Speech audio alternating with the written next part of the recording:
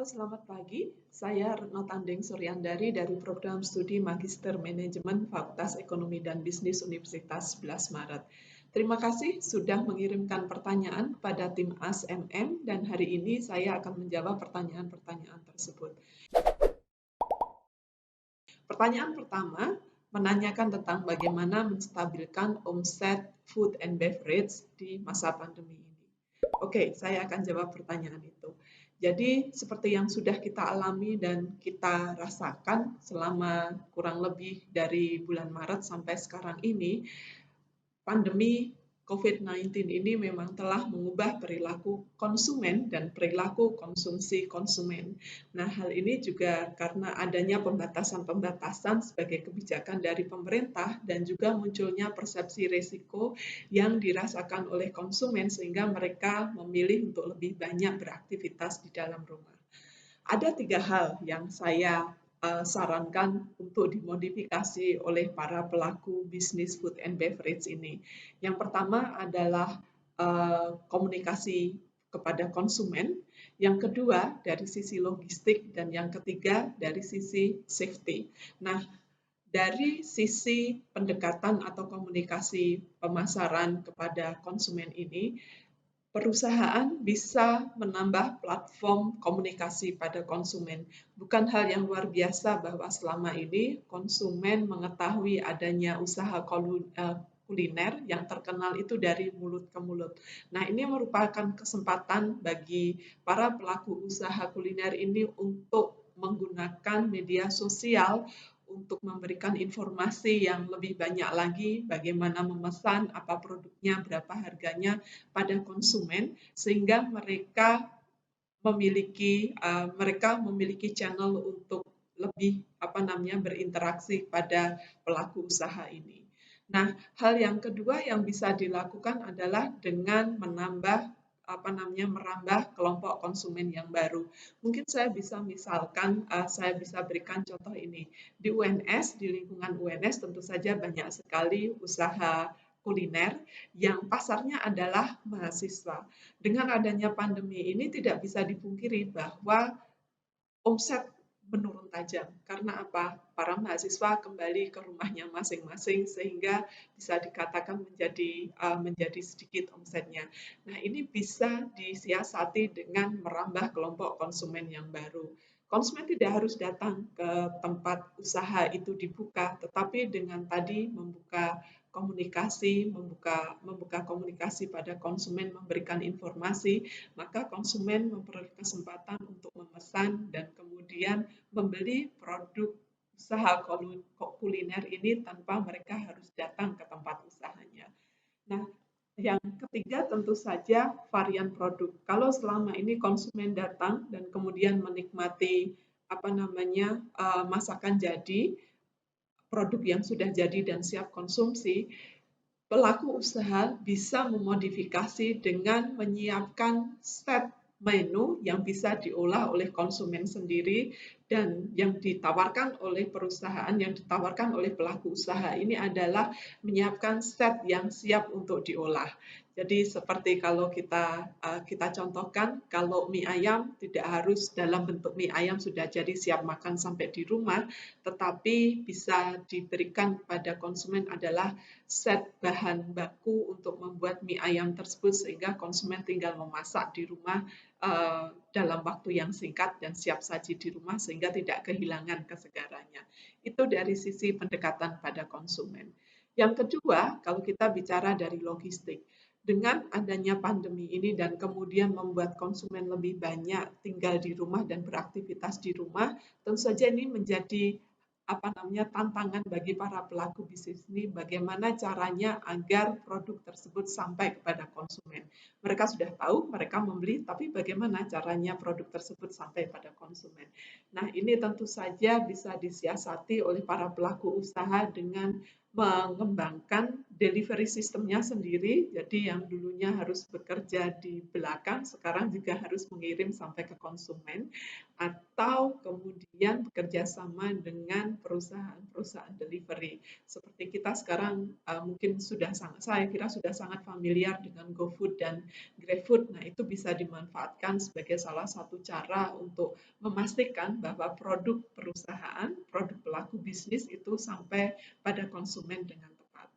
Nah, kemudian unsur yang ketiga itu adalah safety. Mengapa safety menjadi penting? Karena untuk menyiasati persepsi risiko yang dimiliki oleh konsumen, maka kemudian perusahaan harus menunjukkan, pelaku usaha harus menunjukkan bahwa produk mereka aman untuk dikonsumsi, dan salah satu yang bisa dilakukan adalah dengan menunjukkan bahwa pelaku usaha sudah menerapkan protokol kesehatan dengan tepat sehingga produk yang ditawarkan dan sampai pada konsumen nantinya itu aman untuk dikonsumsi.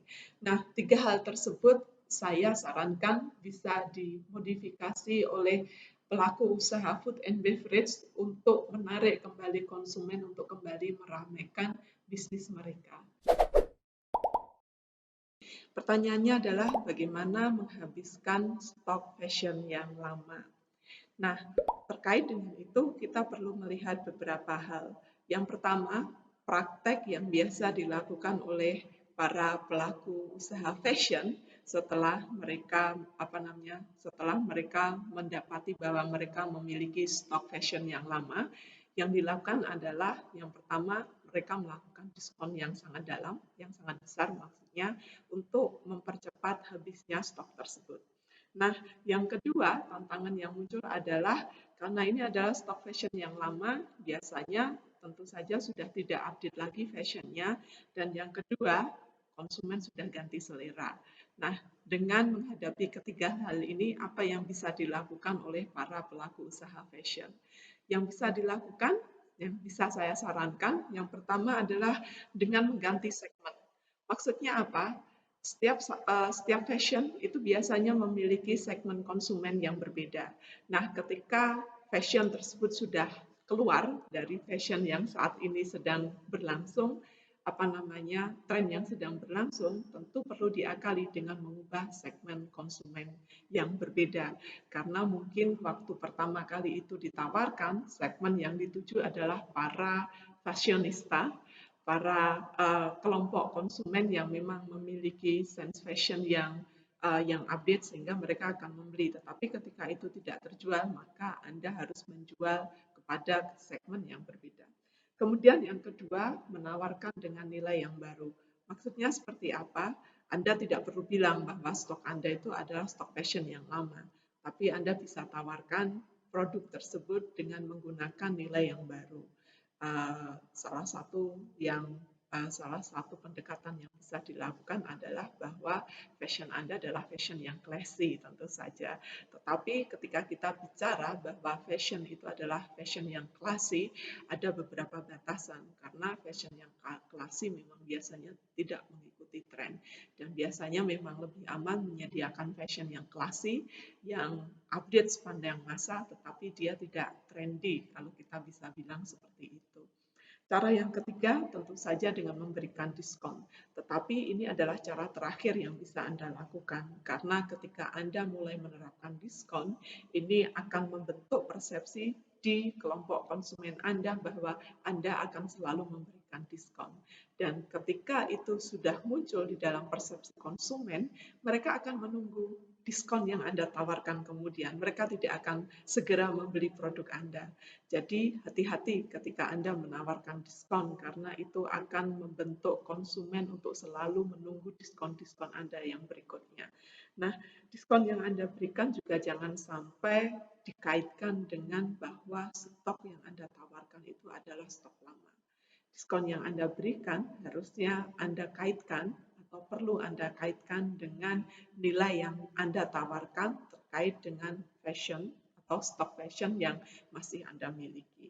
Dengan demikian, ketiga hal tersebut ditawarkan pada segmen yang berbeda, kemudian menawarkan dengan nilai yang baru, atau dengan memberikan diskon tanpa harus mengaitkan bahwa fashion yang Anda tawarkan adalah stok yang lama, harapannya itu akan membuat konsumen untuk melihat kembali stok fashion Anda dan kemudian membelinya.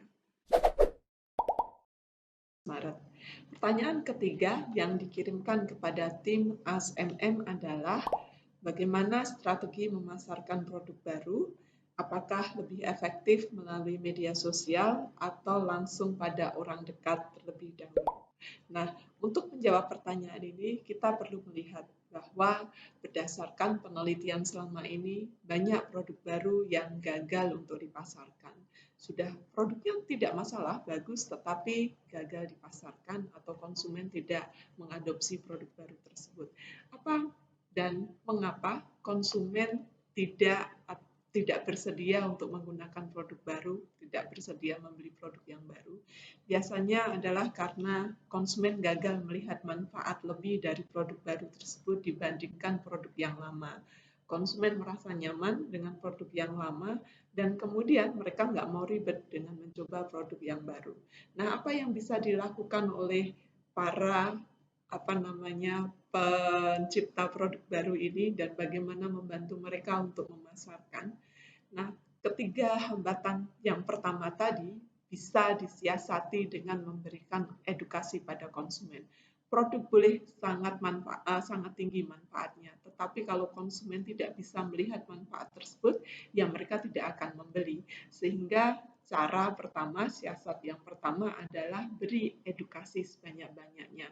Jadi setiap Anda menawarkan, jangan lupa berikan flyernya edukasi konsumen tentang manfaat produk tersebut sehingga mereka bisa melihat bahwa produk tersebut memiliki manfaat yang lebih besar daripada produk yang sudah ada. Kemudian yang kedua adalah berikan sampel sebanyak-banyaknya. Konsumen enggan membeli produk yang baru salah satunya karena mereka tidak familiar. Cara untuk membuat mereka lebih familiar adalah berikan sampel. Jadi Anda perlu investasi untuk edukasi dan juga perlu investasi lagi untuk memberikan sampel ini. Jangan segan memberikan sampel. Karena apa? Sampel ini yang kemudian membuat konsumen melihat apakah produk tersebut lebih baik dari produk yang sudah ada, apakah produk tersebut layak untuk dicoba pertama kali meskipun mungkin mereka kemudian memutuskan untuk tidak membeli lagi. Jadi berikan sampling sebanyak-banyaknya. Nah, pertanyaannya apakah langsung melalui media sosial atau kepada orang dekat Anda sebagai pencipta produk baru tersebut? Dua-duanya bisa dilaksanakan. Anda bisa memanfaatkan media sosial Anda untuk menawarkan produk tersebut, sekaligus juga memberikan iming-iming sampel produk baru tersebut. Nah, pada kelompok konsumen yang sudah lebih Anda kenal, orang-orang yang lebih Anda kenal, tentu saja ada manfaatnya menggunakan mereka. Kalau Anda percaya dan mereka mendukung Anda, mereka akan menjadi kelompok konsumen yang akan memberikan advokasi, mendorong kelompok yang dekat dengan mereka untuk mencoba produk baru Anda. Nah, kelompok konsumen seperti ini, orang-orang yang dekat pada Anda, itu bisa dimanfaatkan dengan memberikan mereka sampel dan meminta mereka untuk membantu Anda untuk memasarkan produk Anda. Tidak semua orang yang dekat dengan Anda akan bersedia mendukung dengan memasarkan dan menawarkan produk Anda pada teman-teman Anda, tetapi tentu saja Anda pasti menemui kelompok teman-teman Anda yang dengan senang hati membantu Anda memasarkan. Kelompok ini beri mereka sampel yang lebih banyak, beri mereka flyer yang lebih banyak, dan beri mereka informasi produk yang lebih banyak sehingga mereka bisa menawarkan atau memasarkan, membantu Anda memasarkan produk Anda kepada konsumen yang lain. Media sosial manfaatkan sebaik-baiknya karena mereka selain murah, free, itu bisa membuat Anda menemukan lebih banyak lagi segi yang bisa Anda tonjolkan dari produk Anda dengan menawarkan melalui platform media sosial Anda. Tapi jangan lupa beri sampling. Bantu konsumen untuk mengenal produk baru Anda lebih baik lagi sehingga mereka tidak merasa asing, merasa lebih familiar, dan kemudian tidak keberatan mencoba produk Anda dan kemudian membeli ulang produk Anda dan meninggalkan produk yang saat ini sudah mereka pakai. Terima kasih.